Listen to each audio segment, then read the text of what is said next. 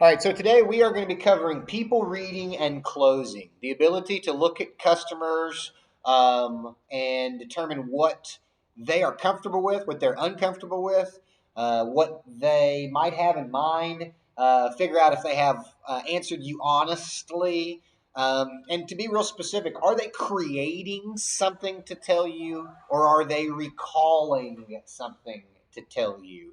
Now, I'll start off with what we're talking about is NLP. It's known as neuro linguistic programming. It is definitely considered a pseudoscience. What does that mean? Meaning that they're testing correlation rather than causation. There's a correlation that if I ask you to recall something, your eyes move a certain way. They are not studying the causation of why. What about humans all make us do that? And so oftentimes when you're studying correlation rather than causation, you get some results that might not necessarily be real or accurate. I guess the fact of the matter is if it works 80% of the time, even if it isn't a science that tests every single time in the same way, 2 plus 2 is always 4, no matter how you test it. If it gives you an 80% accuracy level, it increases your ability to make judgment calls that can make significant differences in your income or noticeable outcomes from this interaction. And so, with looking at a human being, when you ask them a question, NLP teaches you to watch their eyes. And as you're looking at me, this is my right side, this is my left side. I'm a right handed person. I am not of Irish descent. Left handed people and certain genetics from Irish descent, oftentimes reddish hair, is associated with these being reversed. Instead of looking one way for remembering or recalling, the person would look the other way. So, how can I determine these? Well, I can ask them a question that they have no incentive about lying to me for, but will probably make them think for a moment. They're an old married couple. Ask the husband, not the wife. Ask the husband, how long you been married? Guarantee you, it's not on the tip of his tongue. He might think about it for a few seconds. It might take him a minute. While he's doing that, he is recalling information. It's probably different information than the wife might recall. Be like, oh yeah, we got married after I bought that Corvette.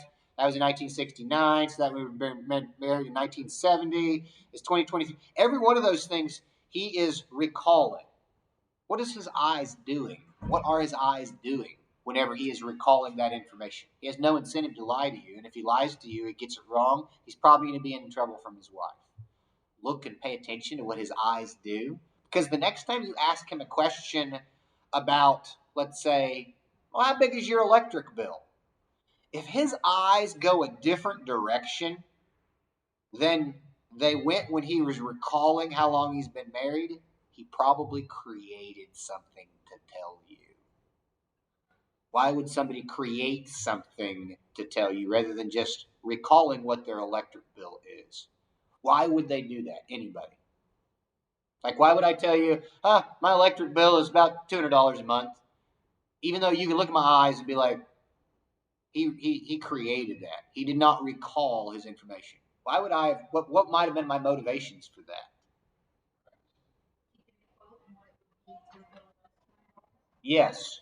My motivation was that I wanted to know more about what a solar electric system that would offset $200 would be. I might actually have a $300 or a $400 electric bill. My motives is to not have you price me this outrageous system that I can't afford and I'm not going to buy. So I created, not recalled, I created a number that wasn't really what you asked me for. All right. All kinds of these things are going to be common. Some people are actually embarrassed by their electric bill. Their electric bill last month was $200. My electric bill at my house last month was like $30. Now, if you looked at the previous months before that, it's a whole lot higher. Right here's the bill, $27.42. It's a pretty low bill. Why? Exactly. It's a house I'm not living in. Okay. Right. But I could honestly answer that question for you. My bill was less than $30 last month. Okay. Uh, so the whole point is to try to get to the truth of what you're trying to find out and not allow, I don't want to say dishonest, but inaccurate answers to actually mislead or misdirect you. So we want to establish what is this person's eye movements when I'm asking him to recall information that he's comfortable giving to me. He's not going to know that you're looking in his eyes when he's answering these questions. Can any of you think of some other common questions that every person whose homes you would go to, you could ask them this, that they might have to think about it for a minute or two? And I say a minute or two, a second or two. They're not just going to spit it out. Like, if I asked you, how old are you? Yeah, I don't have to think about that. I'm ashamed of 43 years old. I'm old. I know that immediately. If you ask me what my locker number was my senior year, that's so long ago. Even if I try to recall it, I might not be able to.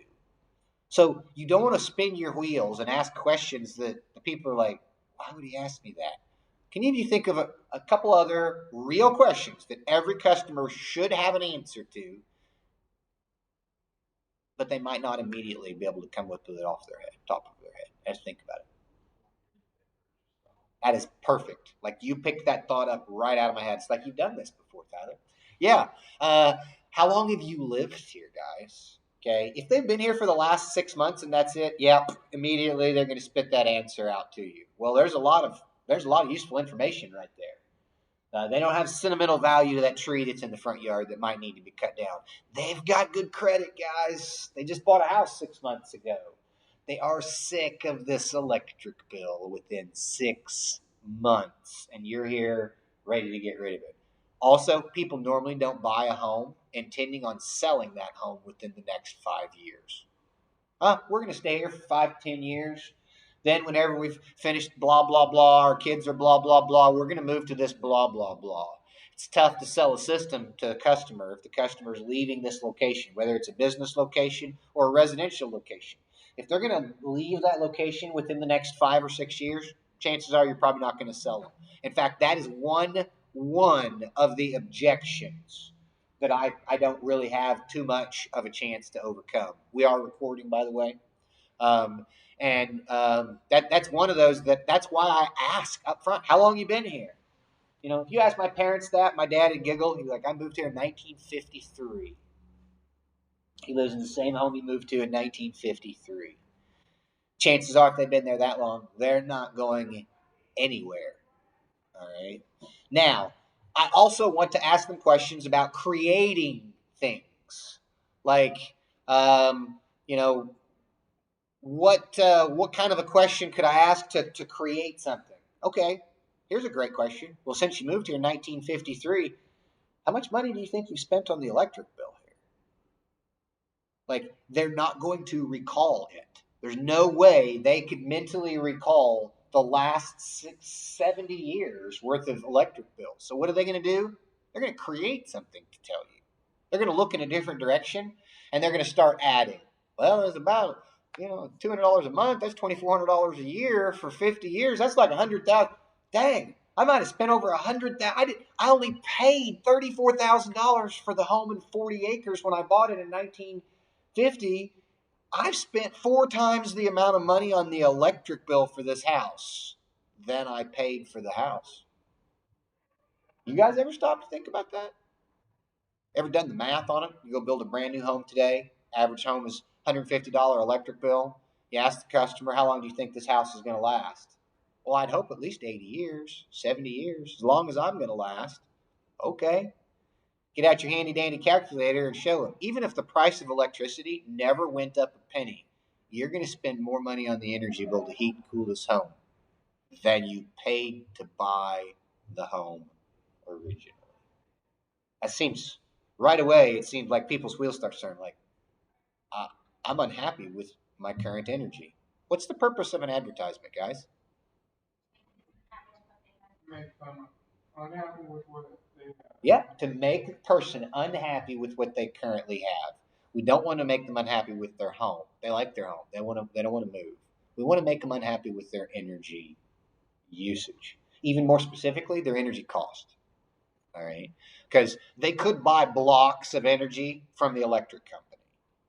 All right. Then they don't have to have solar in their home. And they can still have their virtue signaled.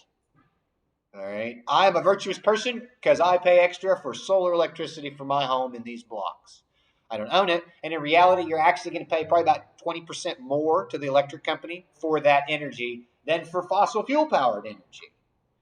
Right off the bat, though, I'm doing what's called building value questions. And you're going to see how these are important because I'm not just wasting my time with learning about a person, I'm actually establishing commitment with these questions. But within the first 3 to 5 minutes, you're going to do a warm up. This is conversations, it contains icebreakers, things that you would want to ask about their jobs, length of time at their jobs. Do they like their jobs? Do they hate their jobs? It's okay if people want to vent a little bit. Maybe that's what they needed for the day. You don't always have to have simply positive conversations, but you don't want to go into things that are guaranteed to be negative. Hey, let's talk about religion, abortion, and politics right now.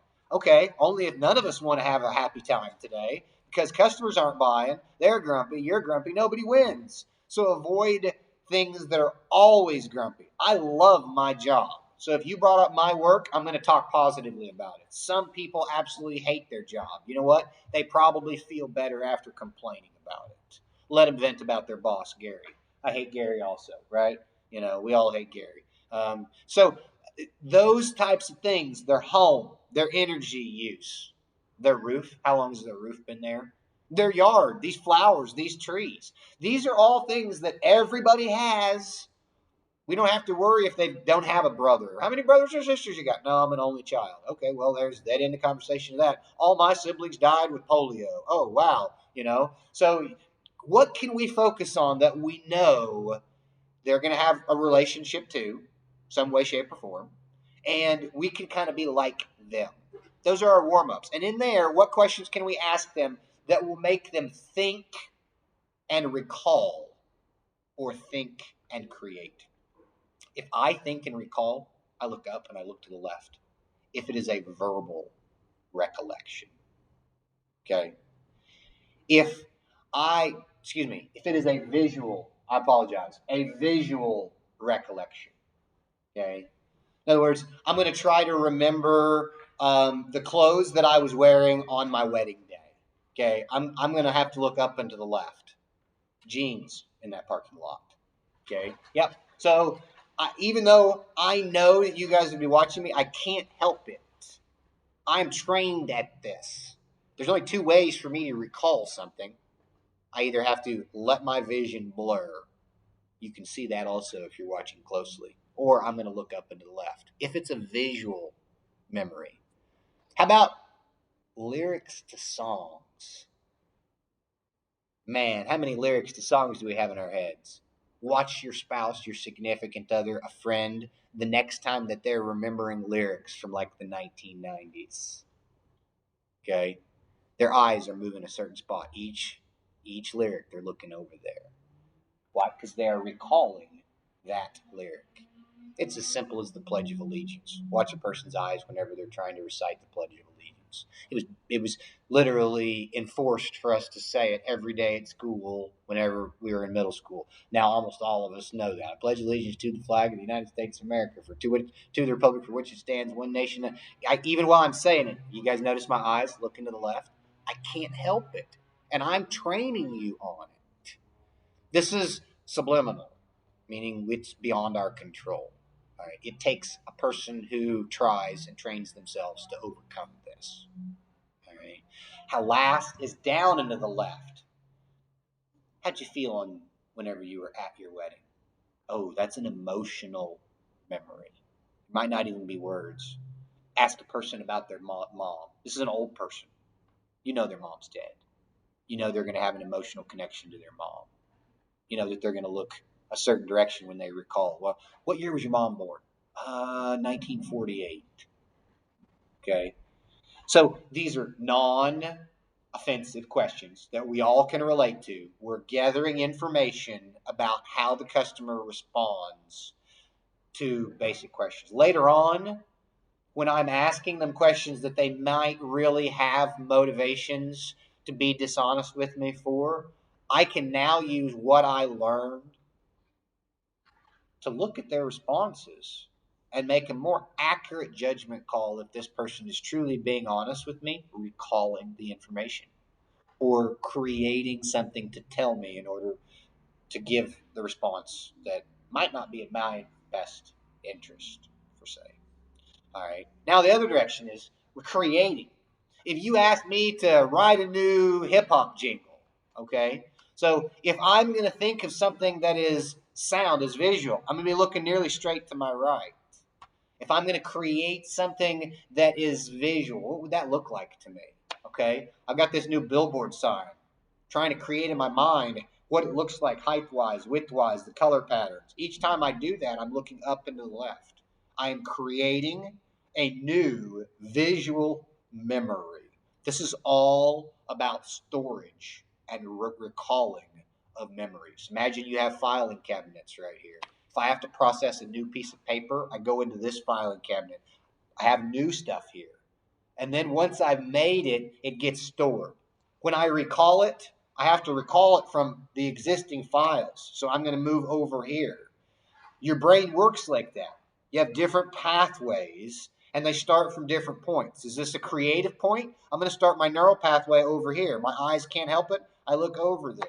I'm going to start my neural pathway to recall a past memory. I'm going to start my check over here. I cannot help this, guys. Can it be reversed? Absolutely. Left-handed people, frequently, this is reversed. They look up and to the right to recall. They look up and to the left to create. That's the reason that you have to get to know your customer using your warm-up, your icebreakers, and asking real questions, not just fluff. Like, what type of flowers are those in the yard? They look like azaleas. Okay?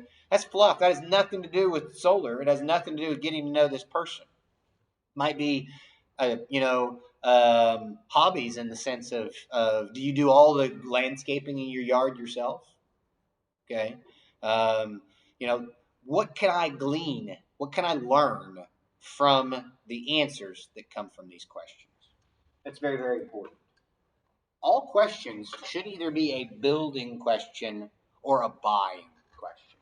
A building question builds value, credibility, or understanding about the product or service being offered. Samson, you understand that most solar panels are installed on a roof if it's a residence, but on the ground if it's a company or a larger system. Does that make sense? Yeah, okay. Did you notice that I looked him in the eye and I waited until I got a verbal answer? The last thing that I want to do is just throw things out there right from the beginning and not establish. When I ask you a question, I expect an answer. I'm not just here to present, I'm here to interact. I will ask it again and again and again. If they answer me in such a way that it's not clear, like, man, I got really bad hearing. Was that a yes or no? I will establish the methods of communication that we're going to use relatively quickly by asking questions that I know it's a yes or no question, and I'm going to get a response. Not a head nod, a response. All right.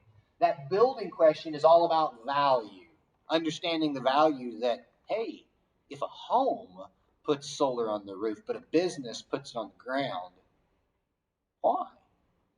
Because it's actually a greater value to have it on the ground.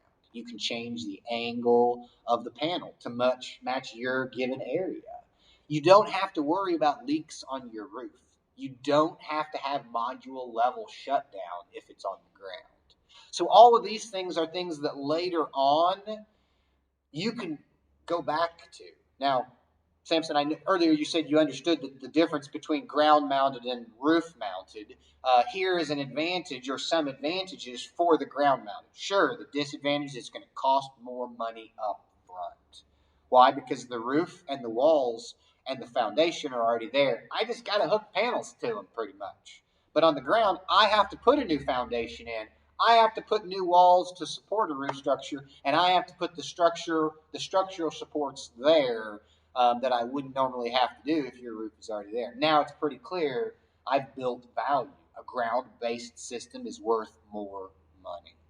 All right. So whenever I say it's $2.50 per watt for a roof-based system, but it's $2.70 per watt if you do want a ground-based system. Now I don't have to explain why. He's already built the value that the ground-based system is. It's more expensive. It gives you advantages in the short run and the long run. And even then, if that is a touchy point, they'll ask about it. Like, hey, why is it that much more expensive? 25 cents per watt. Well, let's look at it whenever it comes time for cleaning panels and it's snowy outside. How much is it worth to you to not have to get on a snowy roof but still be able to have high production from your panels? Oh, I don't like to be on snowy roofs. So the safety factor and the cost of maintenance is also less. Pay me today or pay me tomorrow. You're going to pay for energy one way or another. Be prepared to answer questions you have already covered. That's what we're just talking about. Later on, when I explain, hey, that roof-based system is 25 cents per watt less. Well, why, Andrew? Damn it, Samson, I've already covered that. I covered it 3 times. That is not the proper response. The proper response is, remember when I asked you if you understood the difference that residential is oftentimes on the roof? Oh, yeah. Okay. Can you clarify your question? Okay. So I remind them, yeah, we talked about this. Why do I do that? Because I don't like to send questions over and over again. I don't want to do this loop. And sometimes customers will get you in this loop. If I already asked you that question, or you already answered, you asked me that question, I answered it, but now you're asking me it again. Well, can batteries hook up to this? Well, what happens when the power goes out with this? Okay. Well, does all of this equipment come from the United States of America? Those are the type of questions that when they ask you once up front, answer that thing directly. Make sure they understand it. Otherwise, you're probably going to get that question again. Like, it's on her mind. Does this thing work whenever the power's out? All right. Get it answered. Get it answered really clearly. Because most of the time, guys, it's actually you're not understanding. You didn't think she wanted energy storage. Why would she care if this thing works when the power is out if she's not interested in energy storage? That question isn't adding up. So it's about me understanding. I'm sorry, ma'am. I thought you were not. It didn't matter to you if you had batteries or not, because without batteries, the systems normally are not going to function if the power is out. Is that something that's important to you? Okay, that's a buying question there. I'm not building value necessarily in my system. I'm establishing their importance and commitment.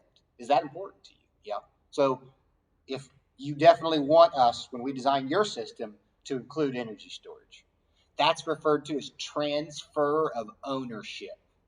Your system. It's no longer my system. It's no longer our system.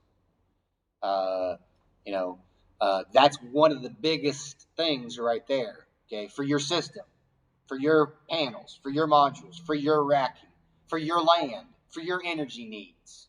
It's not about me. It's not about mine. It's all about them. And then both types of questions are asked by both parties, but rarely by uninterested parties. In other words, if they're asking you questions, it's because it's important to them.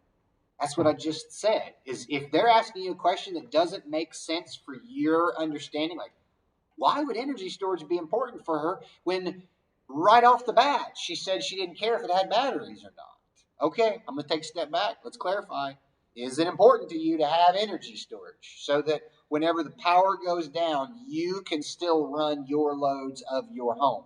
Because that does add a lot of cost to the system. But I know that if your priority is backup power rather than priority of save as much money as possible, I can help you with that. I just need to know what is your priority. Cutting that electric bill as much as possible, or having power when the power grid is out, because those are 2 very different goals. A buying question. A buying question requires commitment from the person answering the question. I asked that buying question a moment ago. Is energy storage important to you?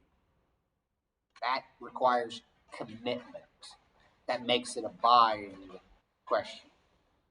Do you understand the difference in a roof mounted and a ground mounted? Yes, I do. There's no commitment in there, guys. It's just a commitment of understanding. I'm not going to cash that in later for dollars, but I am going to cash in that commitment whenever customer says, yeah, having power when the power goes out, that's my primary concern. All right. So later on, whenever I hear from this customer, wow, that's a really expensive system. It is. How important is it to you to have power whenever the power is out? I'm going to go back to that commitment that she gave me and remind her of that. This was important to you. We spend money on things that are important to us. Questions from the customers are oftentimes about these following things. Turnaround time. Tyler, you ever get questions about when this project will get done? Yeah. Installation. Who's going to do it? Are you going to do it? I mean, I'm going to have like a crew of people I don't know, a whole other company from New York City show up to do this. Date or start of service. Like, at what point can I actually turn this thing on and save my money?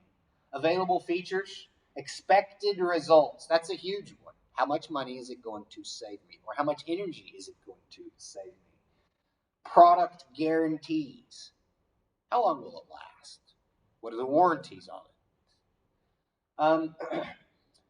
Installment terms. Things as simple as what is going to be underneath the array.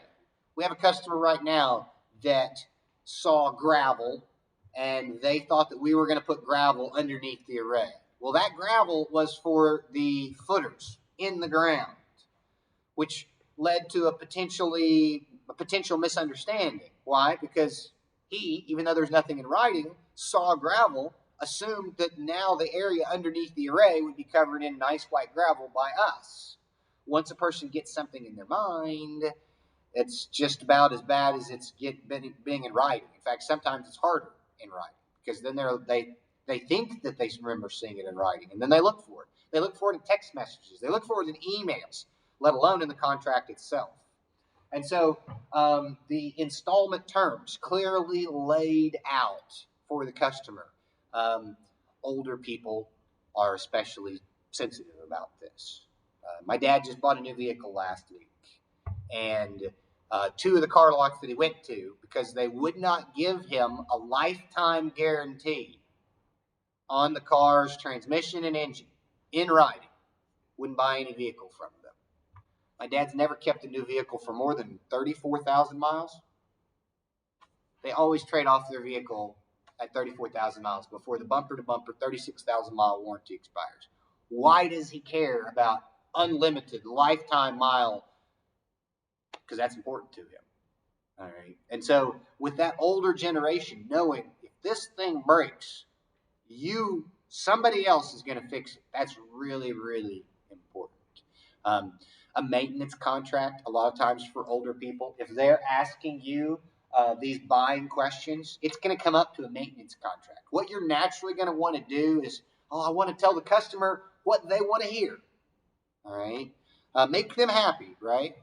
Oh, yeah, the maintenance, no big deal. Yeah, it is a big deal, guys. Sell them a maintenance contract.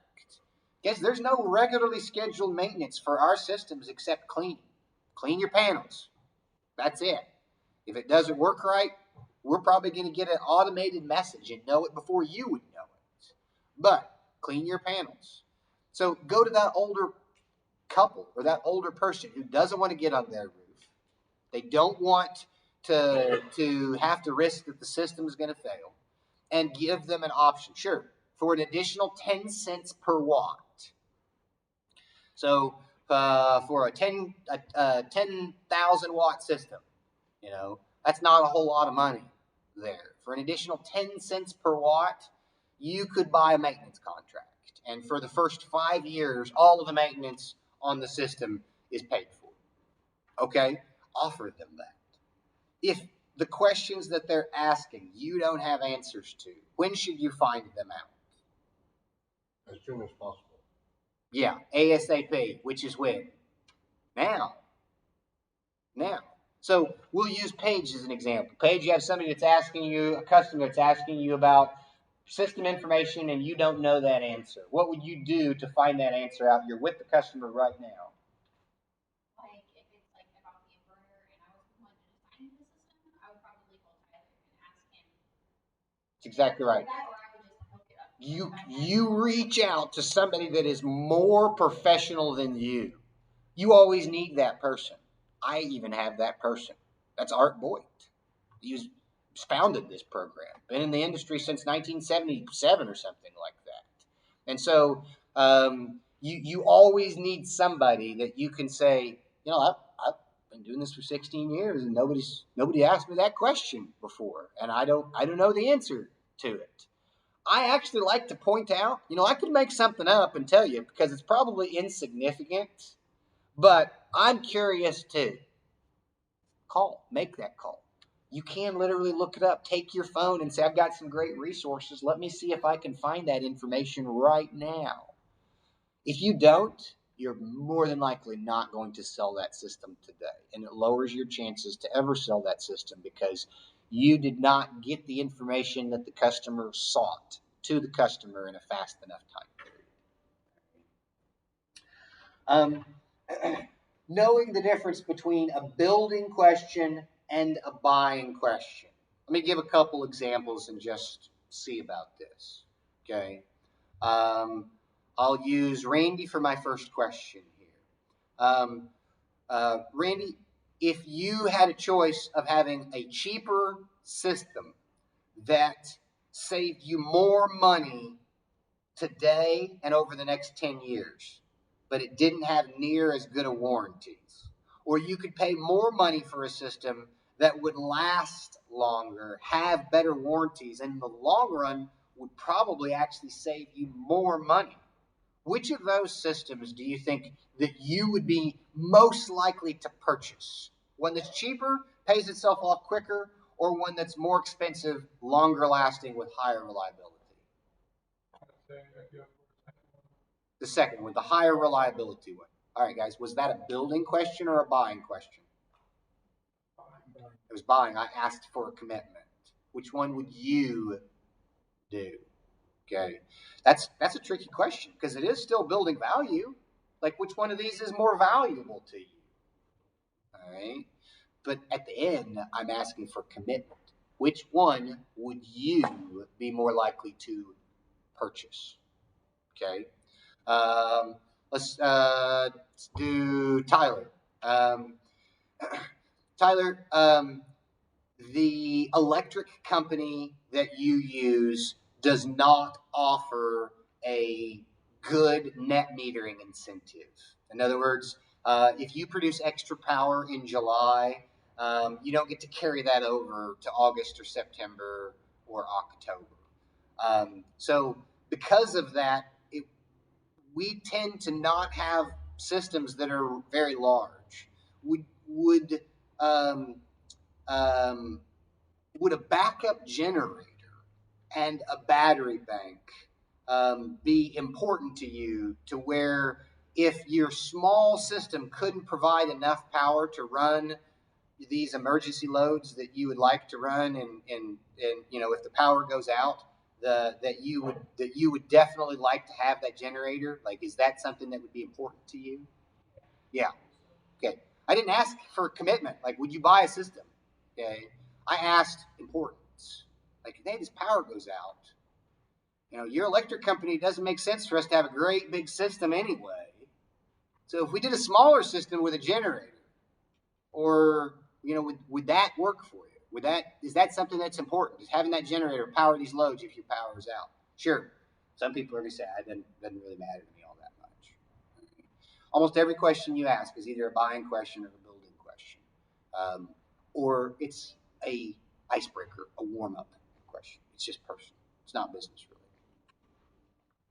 When to close or leave? A lot of times we're worried that, man, these people might buy from me.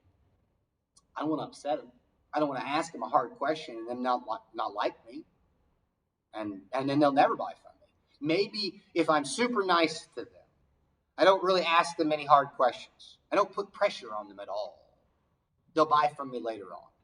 They'll buy from me next week, or they'll buy from me next month. All right.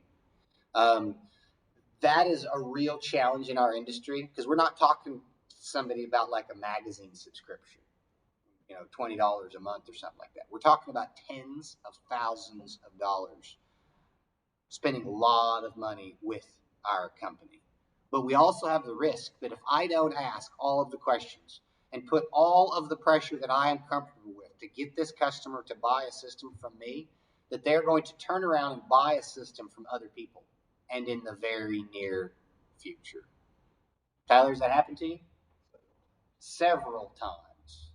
All right. That hurts, doesn't it? That's a level of rejection that we talked about on closing that makes you feel as though you failed. Okay, it wasn't solar that failed. Obviously, solar's a winner in their books because they got solar now. I must be the failure here. They said no to Andrew because they bought a system from somebody else. What's even worse is a lot of times if you find out that they actually paid more money for that system than you would have charged them. So let me ask a real scenario of everybody. And this is where I really do want you to speak up and speak out. Would we all agree that you could be an unethical salesman and ask really high-pressured questions of people to the point that they are upset, they are unhappy with our industry and the way that we handled ourselves, and we've actually done harm to our industry and to our company reputation and to our personal reputation? Would we all agree that that's possible to be too high pressure of a salesman? Okay, I see everybody's head shaking. If Tyler had gone to a particular customer and been higher pressure with this customer, high enough pressure that they went ahead and bought a system from us, even if they were just a little bit upset that Tyler asked us all those hard questions, and he was kind of high pressure, but they actually bought a system for less from us than who they would have bought a system from later on. In other words, Tyler, by being mean, by saying things that might be considered rude, actually saved them money. Who lost in that situation? Who was harmed in that situation? How? They saved money on a solar electric system they would have purchased anyway. Do what?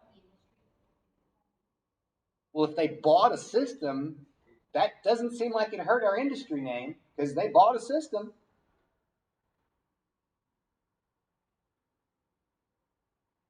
Suddenly, we're right back to that gray area of ethics and morals that we want to justify what we did by the outcome.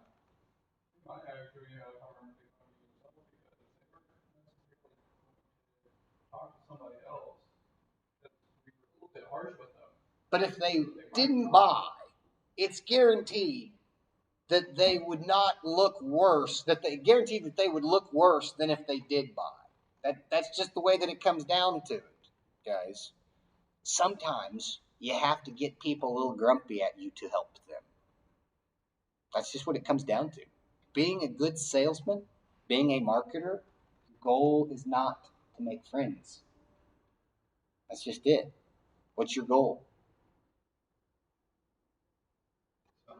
Sell? You could clarify and say that.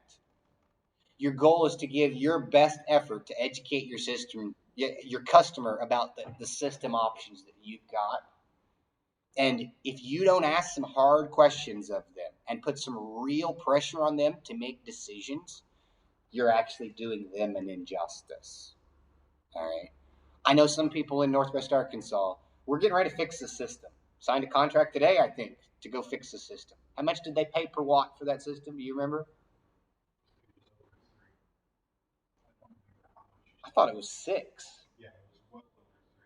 It was like $6 per watt is what they paid for their system. And their system already failed within the first winter, pretty much. We would have done that customer an injustice to not put pressure on them to buy a system from us. Because why? Because the next high pressure, dishonest salesman is going to turn around and sell that customer. Don't be dishonest. That's very clear. That's unethical. As long as you are being honest in what you say to this customer, do not be upset if they end up upset at you. I know that that's hard to hear. It's very hard to hear. There's a saying, and I'll skip to it right now. It's my ending. Timid salesmen have skinny children. Yeah, Samson gets it. Yeah. That's one of my favorite sayings is by a great sales trainer named Zig Ziglar. Okay. Timid salesmen have skinny children. Yeah, this was really common because my last name's Poor. I'm skinny. My kids are skinny. I wasn't timid as a salesman. I was very good as a salesman. I pissed some people off, guys, but it was done honestly. One of the maddest that I have had people tell me using cuss words to leave their home. One of the maddest was this guy had a brand new John Deere lawnmower. He bragged that he paid $12,000 for it whenever I pulled into his driveway. When we went into his home, his kid was on a nebulizer treatment from asthma while he smoked half a pack of cigarettes during my presentation for an air filtration system, to sell him an air filtration system. At the end, he looked at me and said, "There's no damn way I'm paying $2,500 for an air filter." And I was like, "So your convenience to mow your yard is worth $12,000, but your kid's lung capacity isn't worth $2,500?" Yeah, he got upset. He asked me to leave. His wife bought a system from us a week later. Okay. I connected the dots for her. I don't care if I made him mad. I did the kid a favor. That's the way I look at it. All right. Guys, unless you're being dishonest, even if you piss this customer off in order to get us sold, you're doing them a favor. You really are. If you don't think that you are, this industry isn't for you. If you don't think that your system is going to pay for itself and more, this industry isn't for you. All right. If you're here to make friends, like I'm really uncomfortable with when these people are not really happy with me at the end, maybe sales isn't the role for you, because rejection sucks and you're going to get it a lot. But you're going to be much more upset with yourself if you leave that house and you told yourself, "Man, I wish I would have said this," or "Man, I wish I would have said that." All right. Whoops. When to close or leave. At every point in a presentation, you've done building value and you have to start asking buying questions. If the customer is still asking building questions, it's not time to close yet. You need to answer all of those building questions. Build the value in it. Well, what about the hail? What about the wind?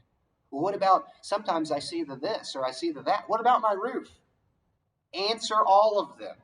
Look them in the eye and say, "You've had some great questions, Betty. Some of the best questions any customer's ever asked me. What else you got for me? Stump me. Got a question that really doesn't matter, you're just curious about?" Let them get it out, guys.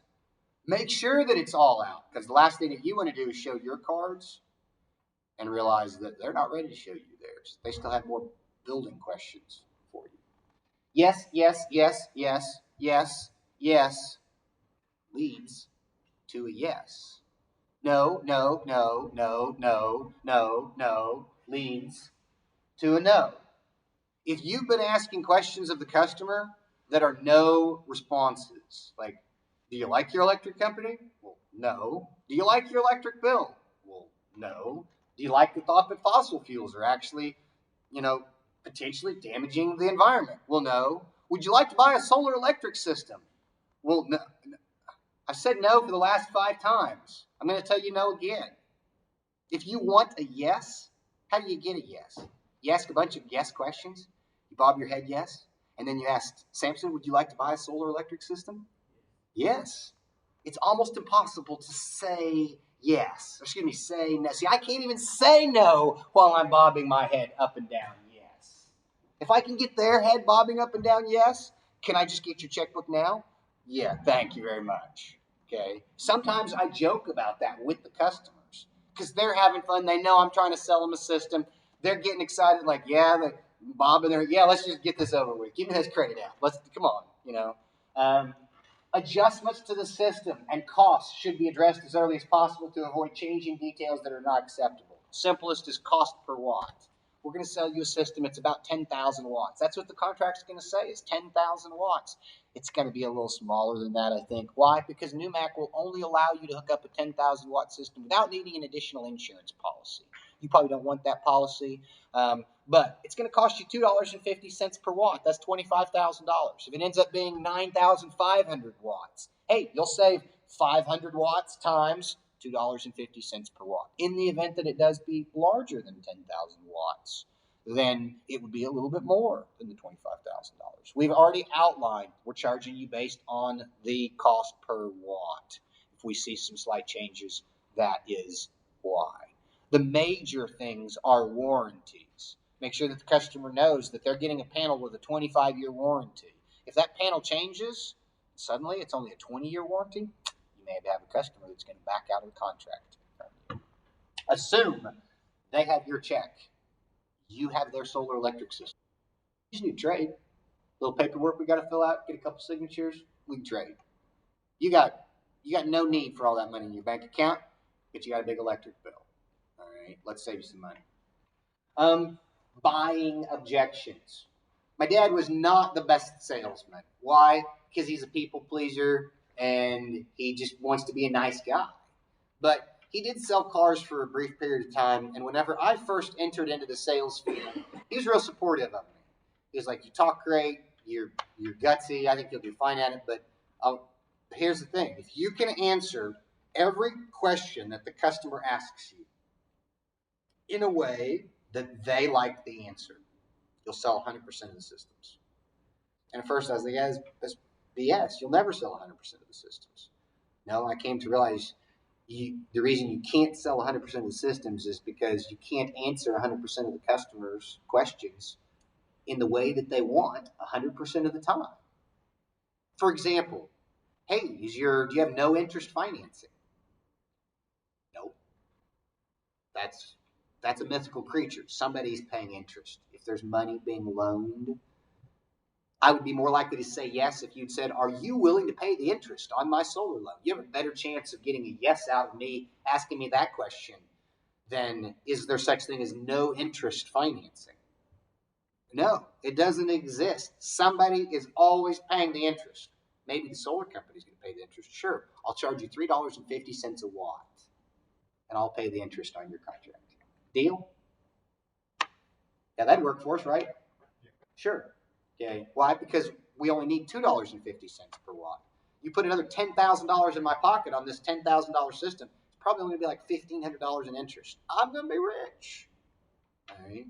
So sometimes you have to educate the customers in that's false, guys. I know you've seen these advertisements that say free solar, no money down, pays for itself, immediately, no money out of pocket.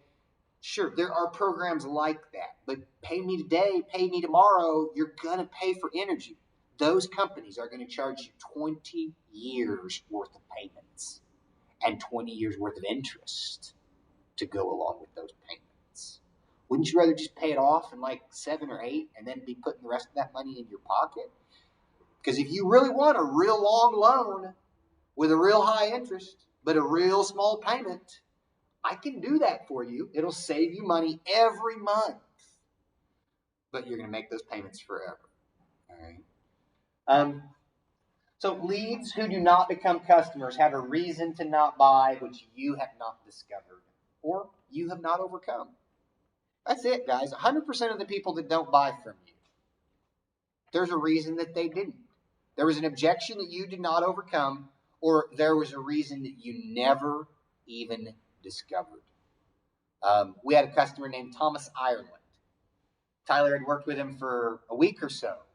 And then I got on a phone call with him, and in 10 minutes, he basically told us a completely different goal for getting solar that he had not shared with Tyler. Man, does that let the air out of you as a salesman or a designer or somebody I've already spent all this effort and then you completely change what your goals are on this. Building value questions.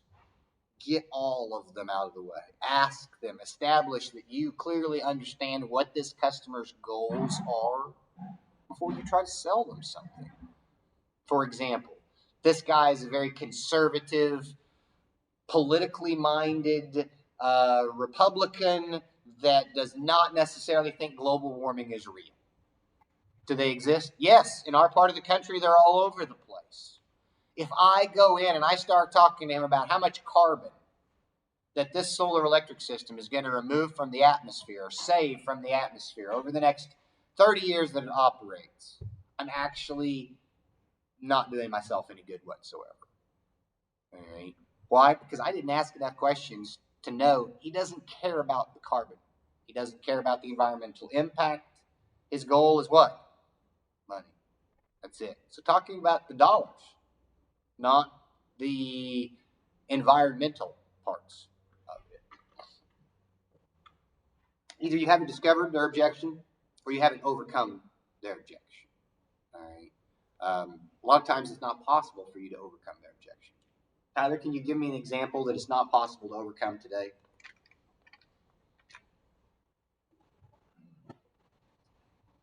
I think that the financing thing is pretty big. If you're offer financing, that's not necessarily. So if you do offer financing,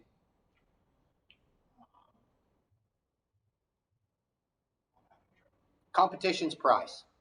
That's the number one that I can't overcome today.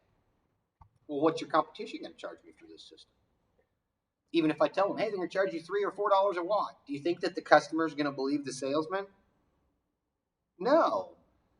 A salesman from one company, company A, saying, oh, company B is going to charge you a fortune. The customer doesn't believe a salesman from company A whenever they talk negative about company B, and they're wise not to. So what are they going to do? They're going to go get a quote from that system. You have to give the customer the incentive to buy a system from you today, or at least give commitment from you that if you are the best price, they will buy a system from you today. Overcoming these objections. The best way to overcome an objection is to eliminate the objection before it ever comes up. That's the simplest way. Like before the person can say, Samson, I'd like a system from your company, but I got to go price around from the other local companies. Okay, man, if I could eliminate that before it ever could come out of the customer's mind, I can overcome that perhaps. So how could I do that? Well, as soon as I see that this customer is like they're interested, I could talk about the program that I'm here for today. We have a first call special. I've driven all the way out here to your house to evaluate your site. Your site is an acceptable site. We'll actually save 9 cents per watt to go from $2.50 per watt down to $2.41 per watt if you sign a purchase agreement with me today, and I get at least $250 down payment today. Now, you might be thinking, well, what happens if I could find a better price from another organization? Well, we actually give you the opportunity to do that. If you find a better price for another organization within the next 10 days, that's apples to apples. It's the same components with the same warranty at the same size and the same price. We will refund your money in full if we cannot meet or beat that competitor's price. Later on, I have eliminated the objection from this customer with, well, I need to price from your competitor. So you'd rather spend 9 cents more per watt with me next week than today? Because if you don't take advantage of our first call special, then that's the price that you'll be asking our competitors to beat. Will be $2.50 per watt. It's not my policy, it's our company policy. All right, well, in this customer's mind, the chances of it being worth $250 to write you a check, sign a purchase agreement to go ahead and get a system from you, knowing they can cancel their contract if they find a better price, that does eliminate the objection if I need to price around first. There's other objections they can come up with, obviously. But eliminating the objections before they're actually given to you is oftentimes the best way. So learn to expect the most common objections. Learn what responses work to overcome them and apply that information prior to buying questions. Because that's a buying question, guys. If I'm a customer and I say, hey, Paige, if I decide to go ahead and write you a check for the system today, and I find another company 3 days from now that'll sell me a better product for the same price, or the same product for a less price, can I cancel? Huh? Yeah? Okay. Is that just what you're going to say? Is yeah? I don't like that response. You need some additional training on that response. But yes, there is definitely a cancellation policy that is in place. We're going to talk about that some more here in just a couple minutes. That is a buying question. Like, hey, I'm ready to buy from you. If I do buy from you and I find a better deal, can I get my money back? Can I get this better deal? Okay. The best response probably would have been, well, if we're willing to meet that price, you'd still do business with us, right? You're not going to cancel from us and not buy from another company, are you? Now I'm eliminating that future objection. All right. Learn when you have commitment. Stop building value and sell. Stop presenting and start delivering. That's the term.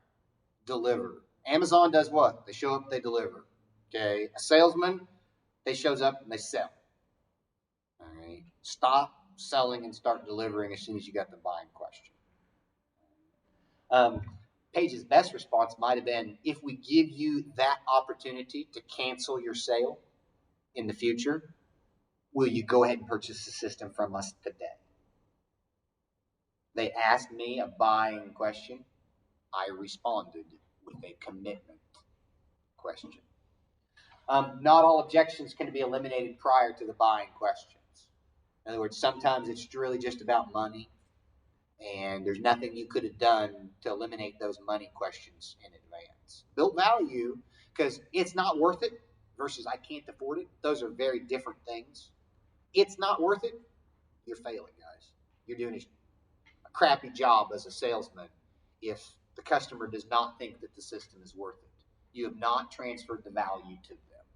It's just, now that is a failure in the communication there. Why? Because the systems last for 30 years. There's absolutely no way that you should be selling a system that won't pay for itself. Like, this is not like it's a vacation home. You're going to have such a good time here. No, it will pay for itself in time if it's designed properly. Identify if an objection is a physical, psychological, or financial. All objections are one of those three bases. This is a physical objection. This is a financial objection. This is a psychological objection. Here's an example. I have a tree in my front yard. That is a physical obstruction to putting a solar panel system on your roof. I can put it there. It's going to take 14 years to pay itself off. I cut this tree down. It pays 7 years to pay itself off. That tree is a physical objection. Why? Grandma planted that tree. System doesn't make financial sense if we don't get rid of it. But physically, I have to get rid of that tree. It's a physical thing. I don't want to do that. All right. Psychological thing. Fear. Tyler, we get a lot of wind around here. We're like in this wind chute. I just think that these panels they'll be ripped right off my roof. Or the hail, man, the wind really blows that hail. I think that it's going to rip the panels off my roof. Or, man, my neighbors, I think my neighbors are really going to be upset at me for doing this. They're really conservative. They talk all the time about how electric cars are the scourge of the earth, and people are going to get run over by them because they're so quiet. And like, this is all psychological. How are people going to look at me differently? Or how might I lose on this? And then last is financial. Like, hey, I don't have the money. I want this thing. Where do I sign? Okay, credit. Oh, I don't have the credit. I don't have the down payment. My electric company they just don't have they won't let me do this. That's what I'm wanting to do. So it could be physical. It could be psychological. It could be financial. Guys, quiz-wise, I would make sure that you are comfortable that you could categorize an objection as either being physical, psychological, or financial. Get commitment that they will buy if you can overcome these issues. This is a really, really big closing tactic right here, guys. If I do this, will you do this? That's one of the conversations that I remember. If we design a system that is 150 feet long and 21 feet wide and it has all open sides and it's at least 12 foot 6 inches off the ground, will you get that system from us? All right. I'm asking directly, if we do this, will you do that? Here's your common objections. I can't afford anything. I love to hear that objection. Like, man, when do they turn in your electric off? What? Yeah, what? If you can't afford anything, then they're going to turn your electric off. It's just probably a matter of days. Well, I can afford my electric bill. Okay. So if you can't afford your electric bill, and I made that electric bill go down by $100 every month, then you could afford $100 a month solar payment, right?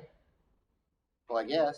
Okay, well, I've eliminated that objection, haven't I? Okay. I need to think about it. This is one of the most common. What is it you need to think about? Are you needing to think about whether you would like solar electric? No, I know I would like solar electric. Are you needing to think about whether we are the best company to go with? Or you need to think about whether this system is the best design. What is it, ma'am or sir, that you are going to be thinking about? Make them say it out loud. Otherwise, you did not discover their real objection. You don't even know what they're freaking thinking about. Keep asking questions, guys. One of two things: either the customer is going to get real tired of it and they're just going to tell you the answer that you've been looking for, or they're going to get real tired of it and they're going to tell you to quit asking. I need to shop around more. That's pretty common. Okay, how long would it take you to shop around? If I gave you a system design and it was free, would you be happy with that system design? Well, absolutely. Okay, we'll take this system design now and go shopping around. How long will it take you? How long do you think it will take you to call other companies, tell them this is a 10,000 watt system, here's the equipment, what will you price it, and them to get a price back for you? You think you can get that done in 24 hours? Oh no, that's pretty quick. 2 days? How about 3 business days? You would have at least enough time within the next 3 days. We're not talking about a couple $100s here. We're talking about thousands of dollars of savings. Do you think you can get those other quotes done within the next 3 days? Yeah, I think so. Great. We can come back to that objection here in just a couple minutes. I need to discuss this with X. Who is X? My wife, my partner, my husband, my mom and dad, because they actually are the ones paying my bills? Who? Why are they not here? When can we discuss this with them, with you? Because it's very, very, very unlikely. I just had a conversation with a secretary. That secretary can turn around and explain what I just said to the board of directors. So instead, what that secretary is going to say is, Bob, this solar guy called. It sounds like there's some great grants and stuff out there right now, but I'm not interested. Okay, I'll let him know. And that's it. Because they're an administrative assistant. They're not a solar salesman. They don't have any agenda to get me in that door. So what do I need to do? I need to get to X. Okay, administrative assistant, does this sound like something that if you were in the decision-making role that you would go ahead and get with us today? Well, yeah, I really think it's a great idea. I love it. I'll blah, blah, blah. Great. Then when can I get an appointment with the decision maker?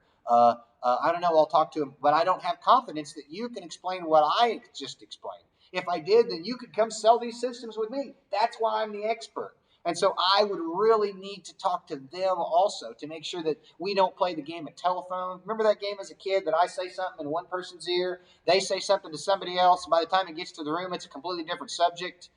That's the reason that I really need to talk to person X myself. When can I do that? To be continued. All right, I'm going to come back and I'm going to present to that person. I don't really need it Or I would not use it. I always laugh at this one. I would not use it. I don't think I'd really use it. You pay your electric bill, right? Yeah. You use electricity. So, I mean, if you're not interested in saving money in your electric bill, have a great day. There's nothing else I can help you with. Unless you want to help the environment and you don't care what the system costs, you just want to make an environmental impact. Great. How big of a system do you want? We don't make impulse buying decisions. All right. So how long have you had an electric bill here? You said you've been here for 18 years.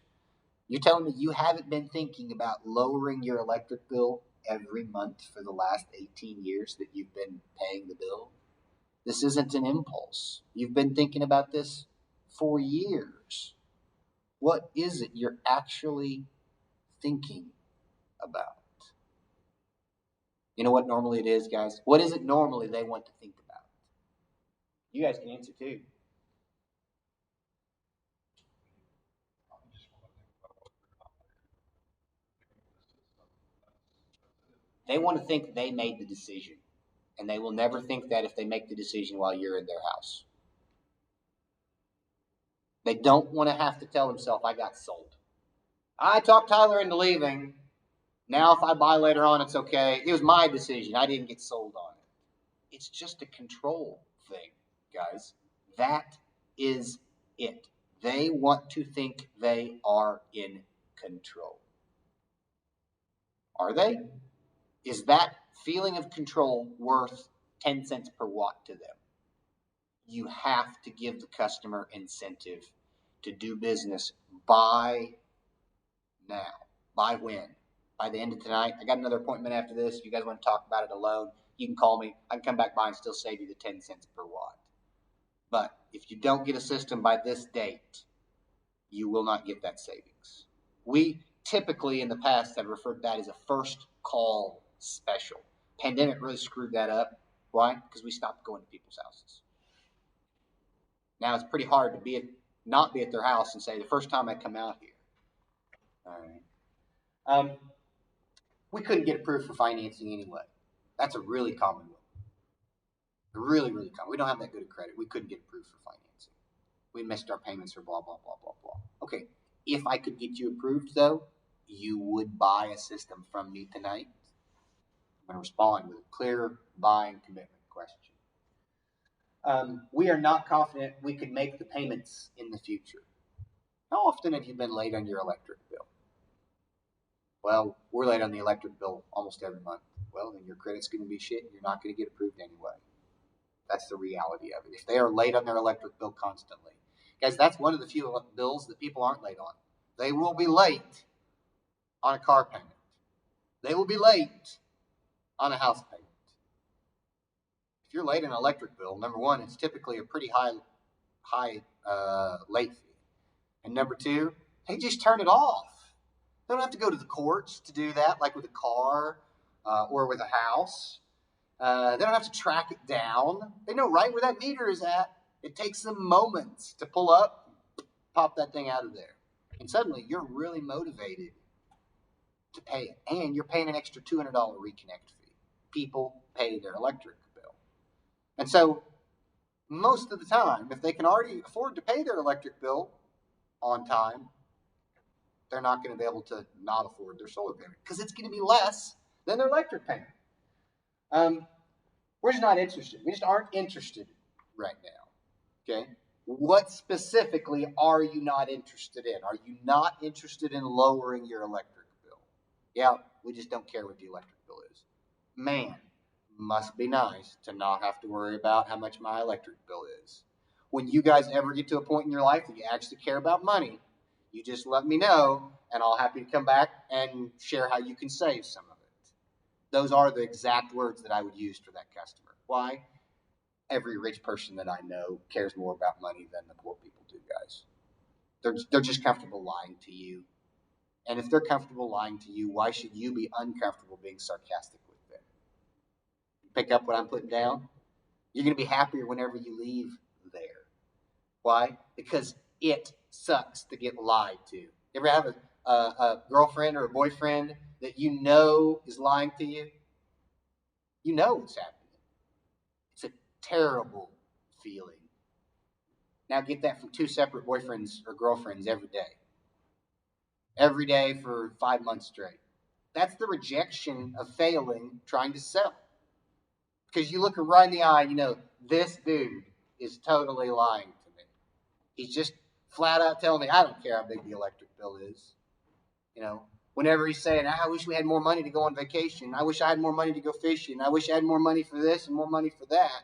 He does care about how big the electric bill is. He's just perfectly comfortable with looking me in the eye and lying to me. Why would I care if I upset him about being sarcastic? Well, when you care about money, let me know. I'll help save some of it.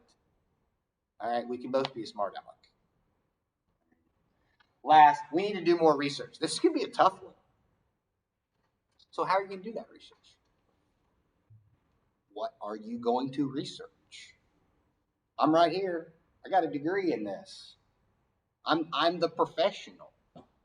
What do you want to know? And if you're worried, like, am I believable? I'll show you the sources to prove it. Your degree makes it very, very valuable when you bring that up as an expert. I'm not just a salesman here. I've studied this. I've researched it. I've been trained to look into the truth of the material. All right. This is especially big on incentives. Like, I need to find out if this grants or this tax credit or this, that, or the other really does apply to me. Okay, that is real research. You should be helping them with that to make sure that they aren't getting false information. Okay, which research do you need to do? I need to know about the grants. Right here's the webpage. We can cover it together. We can look through it together. The more time that you spend with these customers, the more obligation they will feel with you to purchase a system from you. But you have to be willing to let them buy from you. You have to be willing to do that. That sounds weird. Tyler's like, well, I'm always willing to let them buy from me. Yeah, sure. If they're willing to just let you deliver to them. Yeah, and there are deliveries out there. Like, I'm ready. Let's do this thing. Are you ready to sell it to them? Because sometimes selling it to them makes people uncomfortable. Because you got to get that truth out of them, and the truth can be uncomfortable. You have to get them to relinquish some control by giving you electric bills, giving you some answers about their personal lives financially that they might not want to give. If you can do that, you'll have a lot more success selling. So, common responses to objections. Physical responses. If we eliminate X, you would happily order a system today? In other words, if we eliminate this tree for you, will you get a system for us today? What do you want or need to know that I can't answer for you right now? Like, I need to know more. What is it that you need to research? What do you not know about solar or about this system that you think I'm unable for answering for you right now? And man, I direct. Or do you just feel that because I'm a salesman and I might benefit, that I might not be being honest with you? Oh, no, I believe you, Tyler. I believe you, Donnie. You're an honest person, I can tell. Well, great. You have an honest, according to your own words, expert right here in your house. What can I answer for you? What do you not know about solar electric? We want you to be comfortable with this transaction.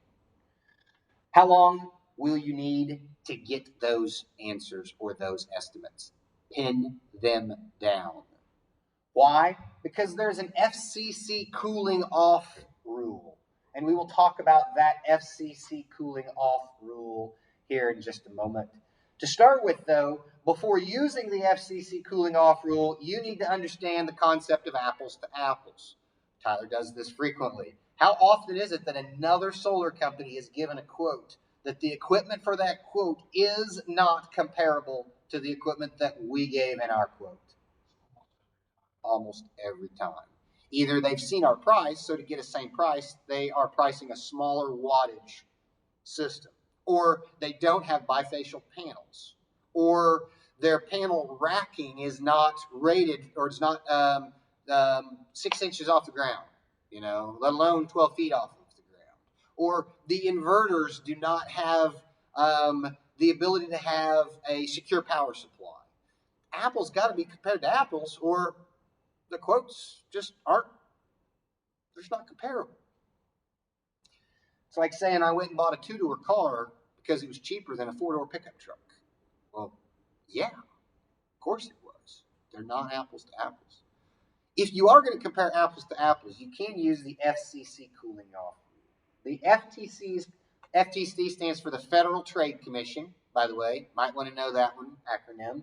The Federal Trade Commission cooling off rule gives you a 3-day right to cancel, also known as your right to rescind a sale made at a home, at a workplace, at a dormitory, or at a seller's temporary location, like a hotel room or a motel room or a convention center or a fairground or a restaurant. Brick and mortar location, no cancellation rights. In other words, you got a storefront, Bob and Betty walk into your store, you tell them you'll sell them a 10,000 watt system, they sign the contract, they write you a check for $25,000. When they walk out of that store, that's it.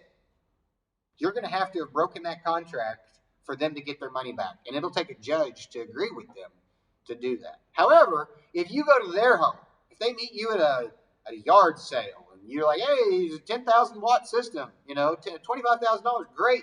Here's $250 down for a down payment. I need to go price this around.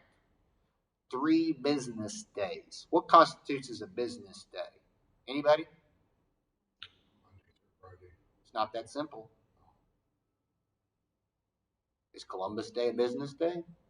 It's on a Monday. So, federal holidays. Any day the mail operates, if the U.S. Postal Service delivers mail, okay, it is considered a business day. Yep. Saturday also? Saturday can be considered a business day. Now, normally it's not a traditional business day. But if it's a Tuesday and it's Christmas, no, that is not a business day. The mail did not operate.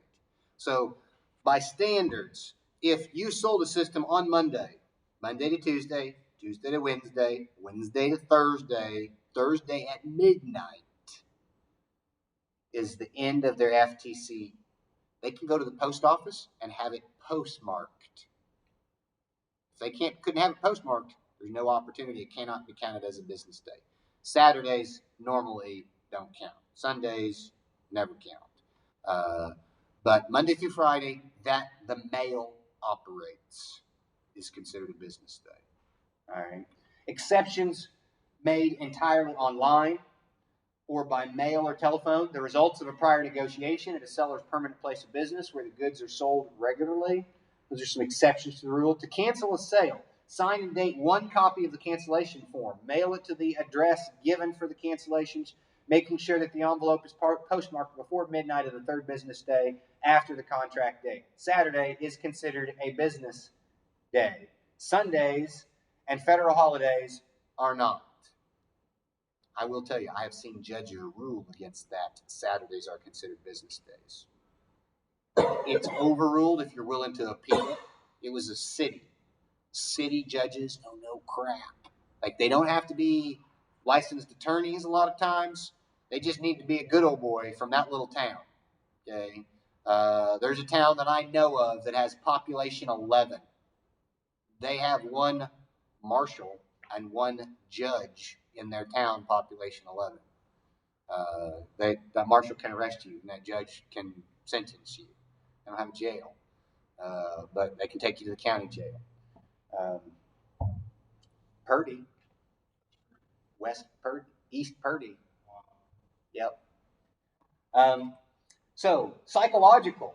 How much time would you need to think about it? If they tell you less than 3 days, great. Use the FTC cooling off rule. Guys, we have a 15-day policy in ours. Basically, if the customer wants to cancel, they can cancel, okay?